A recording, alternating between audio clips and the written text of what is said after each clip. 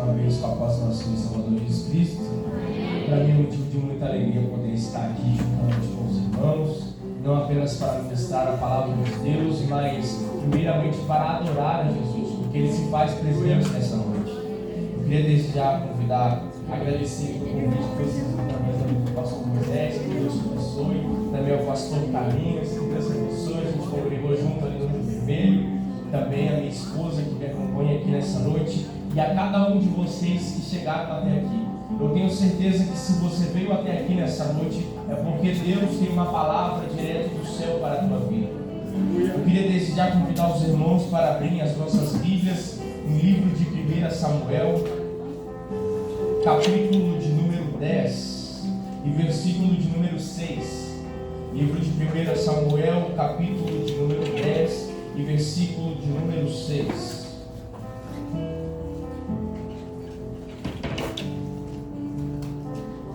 Peço à igreja nessa noite que, na medida que você receber a palavra, você não deixe de glorificar ao Senhor.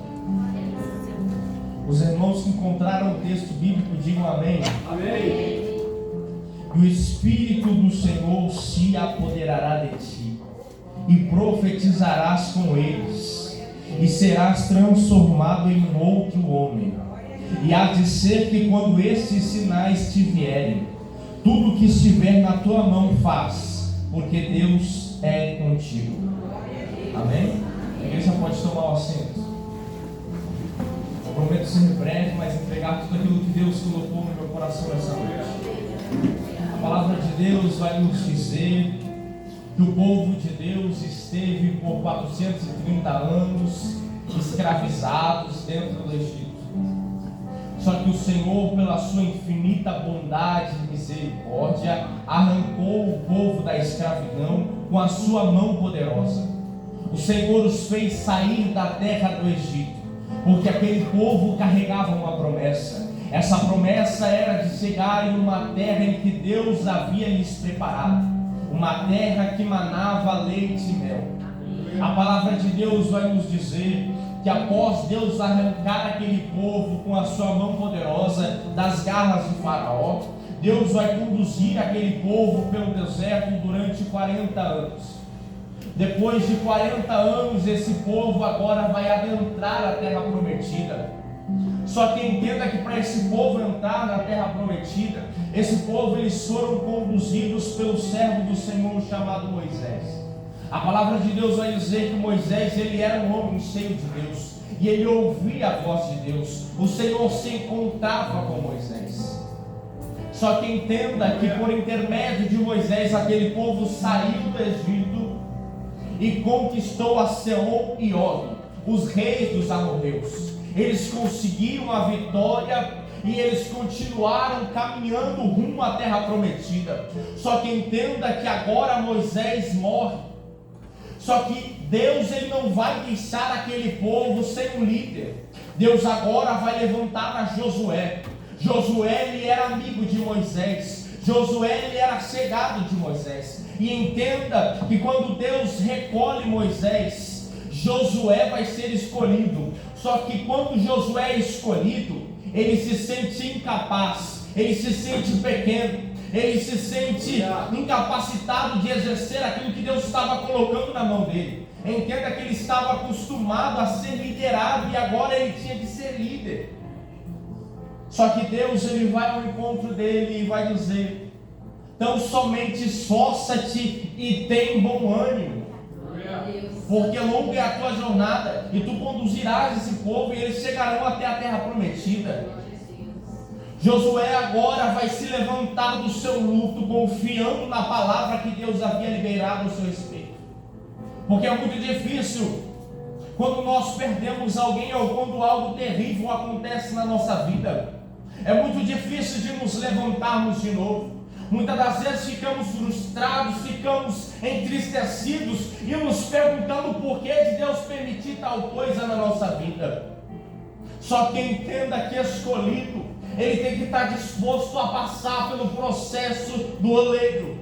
Escolhido, ele não tem opção de ficar parado, ou muito menos de retroceder. Escolhido, ele só anda para frente, ele só marcha em direção à terra prometida.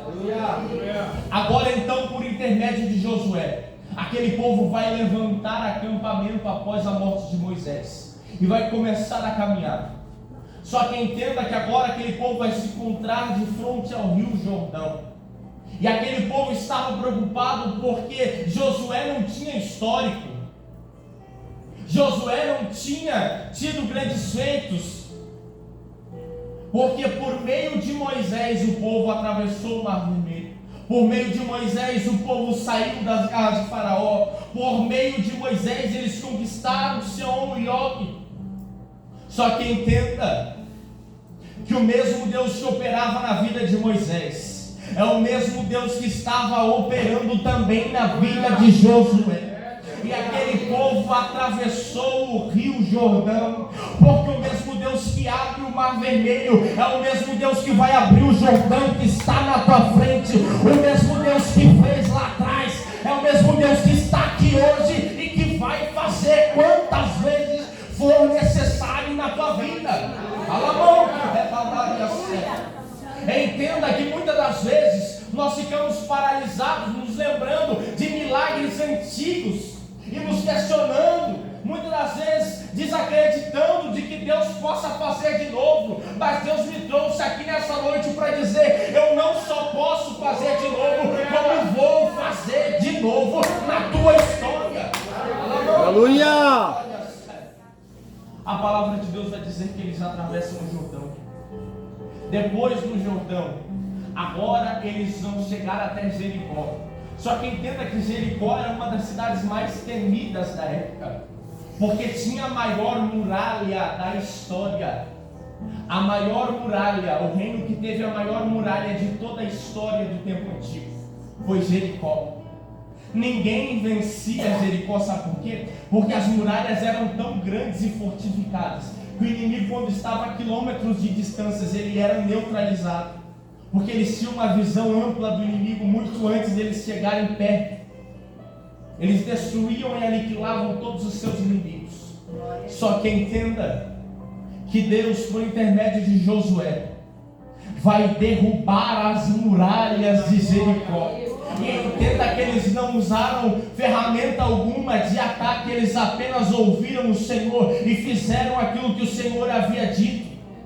E quando eles tocaram a trombeta, as muralhas caíram ao chão. Entenda que o segredo não está naquilo que você pode ter, mas sim naquilo que Deus colocou dentro de você, naquilo que você carrega. Aleluia! Por intermédio daquilo que você carrega, que Deus vai derrubar as muralhas que estão diante de você.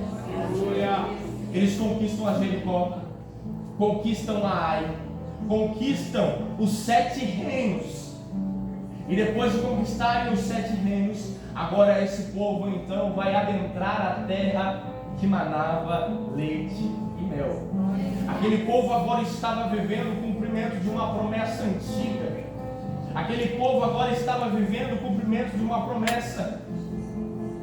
Só que entenda que depois de receber a promessa, é aí que muitas das vezes a gente esfria.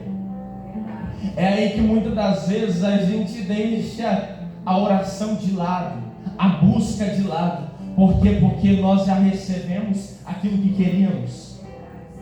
E se tem uma maneira fácil da gente se perder, é no momento em que tudo está dando certo.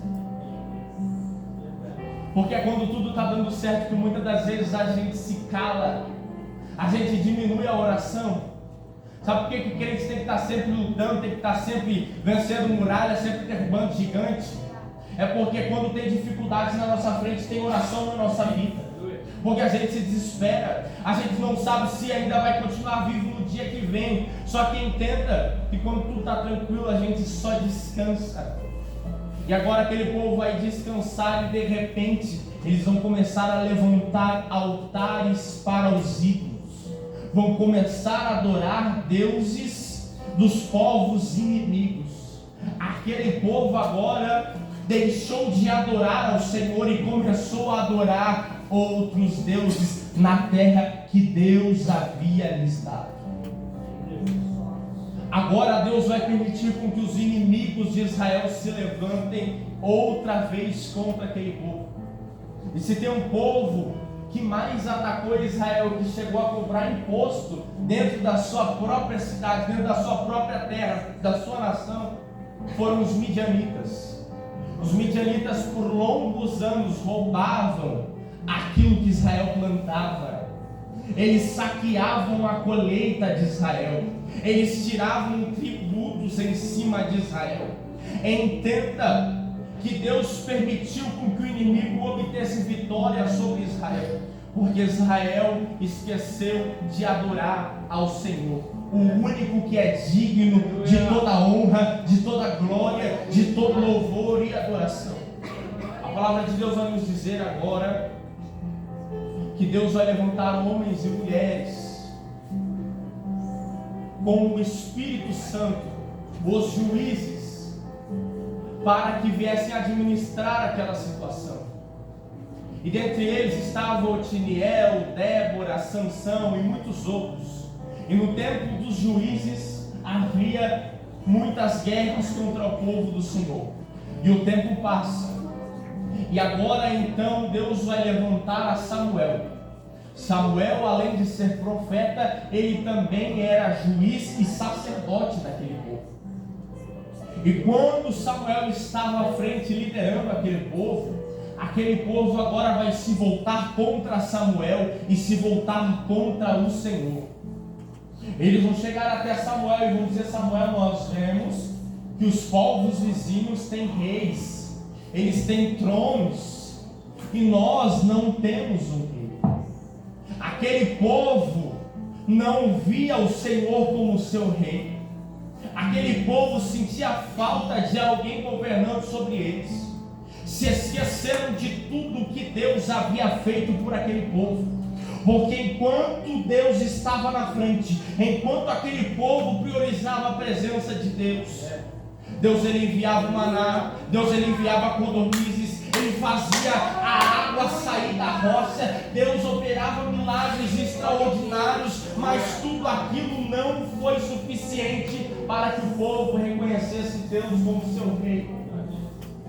Sabe o que Deus vai dizer a Samuel? Samuel, agora eles te rejeitam, mas antes de te rejeitarem, esse povo já me rejeitou no seu coração. A palavra de Deus vai dizer que Deus vai dizer a Samuel: vai e faça o que esse povo está pedindo. Agora Deus ele vai escolher um homem para ser rei daquela nação. Esse homem ele era da menor tribo de Israel, a tribo de Benjamim.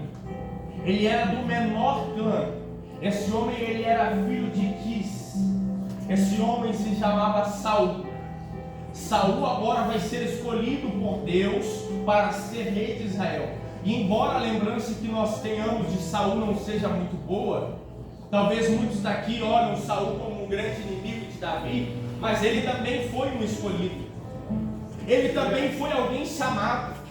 Ele também foi alguém que recebeu a promessa de Deus. O problema é que no meio do caminho ele acabou a perder a sua essência, ele acabou perdendo a obediência ao Senhor, mas ele também fora chamado e escolhido. Agora a palavra de Deus vai dizer que certo dia 3 novilhas de Quis, pai de Saul, vão se perder pelo caminho. E então Quis vai chegar a Saul e vai dizer: pega um dos meus servos e vá ao encontro das 3 novilhas que foram perdidas. Só que entenda que eles vão sair e vão começar a caminhar e não vão encontrar, e vai se passar algum dia e eles vão chegar à conclusão de que precisavam ir ao profeta do Senhor, que na época era Samuel, para que ele revelasse onde estavam as novilhas perdidas. O profeta naquela época ele tinha tanta credibilidade que qualquer situação que um homem comum não conseguia resolver, ele ia até o profeta para consultar o profeta. A palavra de Deus vai dizer que então ele vai em direção a Samuel. Só que antes dele chegar a Samuel, Deus vai falar a Samuel de que ele estava a seu caminho. Porque profeta que é profeta, ele está à frente do seu tempo. Ele sabe do que vai acontecer antes mesmo de acontecer. Porque Deus ele é um Deus onisciente que sabe de tudo. Deus ele está além do nosso tempo. Ele está além do tempo da terra. A palavra de Deus vai dizer então que esse homem vai chegar até Samuel. Saul chega até Samuel. Samuel então vai convidar ele para se alimentar, vai conversar com ele, vai chamar ele para ter um particular com ele, e vai ungir ele, e vai dizer que o Senhor havia o escolhido para ser rei daquela nação. Naquele momento Saul se espantou. E a resposta de Saul é: como pode eu, sendo da menor tribo, da tribo de Benjamim, sendo do menor clã da minha tribo, sendo filho de Quis, a menor família do clã, vai ser rei dessa nação? Só que entenda que se Deus ele tem algo em particular com alguém, é com os pequenos, é com os menores, aqueles que se acham incapazes, aqueles que não se sentem dignos, porque nenhum é digno, mas aqueles que reconhecem que são pó, aqueles que reconhecem que são totalmente dependentes da presença do Espírito Santo, são esses que Deus escolhe. Talvez você se ache tão pequeno para cumprir aquilo que Deus colocou na tua mão. Aleluia. Talvez você se ache tão pequeno para exercer o ministério, a chamada que foi liberado sobre a tua vida, mas Deus está dizendo: ei, sabe por que eu escolho os pequenos? É porque o pequeno você diz dá a mão, ele dá a mão. Você diz não vai, ele não vai.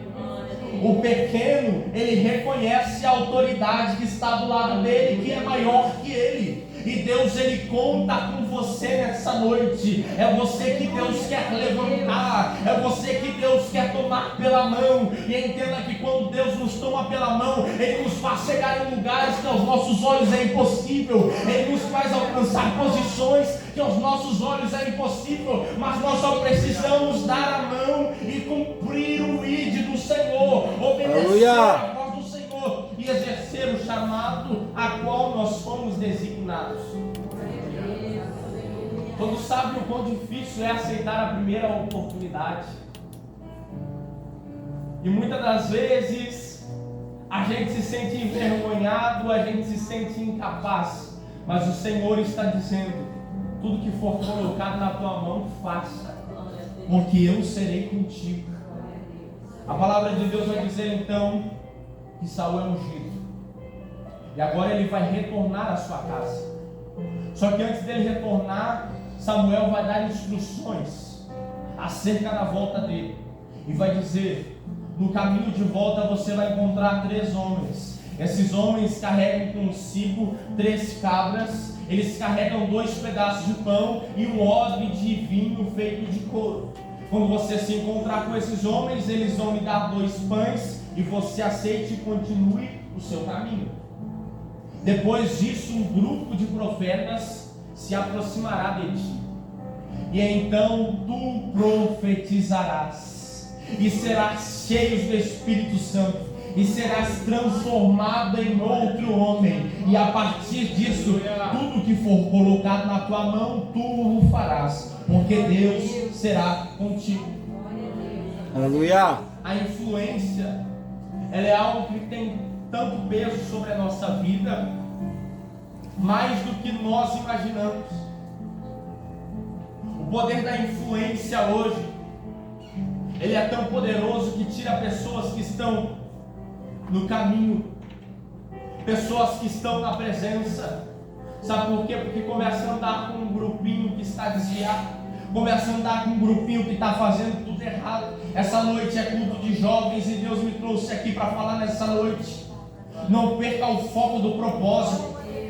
Ande com pessoas que te convidem para vir para o culto, ande com pessoas que te tragam para perto do altar, ande com pessoas a qual são cheias do Espírito Santo. Sabe por quê? Porque Satanás tem usado os lobos para tirar as ovelhas de dentro da casa. Então cuidado, se revista do Espírito Santo. Nessa noite é noite de se revestir, nessa noite é noite de se arrepender, porque quando nós andarmos com gente que traz para a presença, nós também seremos cheios da presença de Deus. Aleluia. Aqueles homens só chegaram junto a Saul, e ele foi cheio do Espírito Santo. Porque nós somos chamados para influenciar e não para deixarmos sermos influenciados por aqueles que estão lá fora. Os jovens que estão lá fora nesse momento estão perdidos em droga, em prostituição, em promiscuidade. Mas Deus tem guardado a vocês que estão aqui nessa noite. Deus tem vos escondido à sombra do Onipotente, no esconderijo do Altíssimo. E Deus, Ele está me mandando dizer: não saia da minha presença. Porque o que tem lá fora é morte. O que tem lá fora é destruição. O que tem lá fora é fim de carreira. A palavra de Deus vai dizer então que ele vai ser cheio do Espírito Santo. Depois de receber o azeite, depois de ser ungido, ele vai ser cheio do Espírito Santo. Eclesiastes vai dizer que em todo tempo estejam alvas as tuas vestes, e que haja óleo sobre a tua cabeça. Muitas das vezes nós nos perdemos no meio da nossa própria caminhada. Muitas das vezes nós acabamos perdendo o foco do propósito. Nós acabamos caindo em ciladas e armadilhas do inimigo.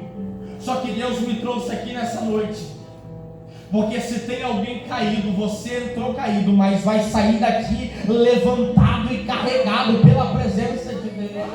Aleluia. Se você chegou aqui talvez desanimado, pensando em parar, nessa noite você vai sair daqui de cabeça erguida, marchando na presença do Senhor. O Espírito Santo, quando Ele nos invade, quando Ele nos enche, quando Ele se apodera de nós, nós recebemos autoridade, nós recebemos poder do céu, nós recebemos dons espirituais, nós recebemos ferramentas para usarmos para cumprir o ídolo do Senhor. Só que muitas das vezes nós temos rejeitado as ferramentas que o Senhor tem nos dado. Muitas das vezes nós temos deixado de lado as ferramentas. Eu apenas vou na igreja, eu não vou fazer nada, mas Deus está dizendo: se eu te chamei para fazer, faça. Se eu te chamei para pregar, pregue. Se eu te chamei para cantar, cante. Porque a última hora da igreja na terra, como foi falado aqui nessa noite, não há mais tempo. Nós já estamos nos 45 do segundo tempo. Logo, logo vai tocar a trombeta, e não ficará pedra sobre pedra. Mas ainda há tempo, igreja. Deus ainda está nos dando mais uma oportunidade nessa noite. A palavra vai dizer então que Saul, depois de ser ungido, depois de ser cheio da presença de Deus, volta para a sua casa. Aleluia. Quando esse homem vai voltar para a sua casa, seu tio vai ao encontro dele e vai perguntar o que foi que aconteceu na sua trajetória. Só que Samuel havia lhe alertado: não conte para ninguém, apenas me espere, porque depois de 3 dias eu vou ir ao teu encontro. Porque muitas das vezes Deus, Ele tem coisas grandiosas na nossa vida. Muitas das vezes Deus nos entrega as coisas grandes para nós. Deus nos mostra o que está fazendo ou o que vai fazer, e nós muitas das vezes saímos por aí espalhando, falando para quem não deveria. A instrução de Samuel foi: não conte para ninguém, Saul. Porque muitas das vezes nós contamos os nossos sonhos, os nossos projetos, coisas que às vezes estão chegando, mas que muitas das vezes não chegam. Sabe por quê? Porque abrimos nossa boca para quem não devia. Infelizmente, nós temos que fechar a porta, porque é no secreto que Deus opera, é no secreto que Deus trabalha, é no secreto que Deus conclui a obra, e é Deus que fará notório o teu milagre, é Deus que vai fazer notório o teu ministério, a tua chamada, é Deus quem faz, não é pela força do nosso braço, não, mas é Deus que faz na vida daqueles que se humilham, na vida daqueles que buscam ao Senhor. A palavra vai dizer então, ele vai dizer ao seu tio: encontraram o profeta, e o profeta havia avisado que as novilhas já haviam sido encontradas, e ele retornou para o caminho. Passados-se 3 dias, Samuel reúne toda a congregação de Israel, todas as 12 tribos em Mispa. Todas as vezes que algo importante precisava ser falado para o povo, todas as tribos se reuniam em Mispa. E agora então, Samuel vai perguntar aos seus servos: aonde está Saul? Vocês já o encontraram? E eles vão dizer: não, nós não o encontramos. Todos estão aqui, menos Saul. Sabe o que aconteceu? Ele se escondeu. Só que Deus vai falar agora para Samuel: ele está escondido atrás das bagagens. Porque muitas das vezes, quando chega a hora de Deus nos usar, a gente se esconde atrás das nossas bagagens. E quando se fala em bagagem, muitas das vezes se fala de frustração. Porque tem gente que muitas das vezes se levantou, teve coragem, mas teve alguém que zombou, teve alguém que humilhou, falou: você não serve para pastorear, você não serve para pregar, você não serve para cantar, desista disso, não tente de novo, porque não é para você. Muitas das vezes nos escondemos atrás da nossa bagagem, mas Deus nessa noite está te convidando para sair de trás da sua frustração. Não importa o que falaram, não importa o que disseram, não importa quem se levantou, porque foi Deus que te chamou e é Deus que vai te usar nessa hora. Aleluia! Oh, o Espírito de Deus! O Espírito Santo de Deus está dizendo nessa noite: chega de desculpas, chega de fugir, chega de procrastinar.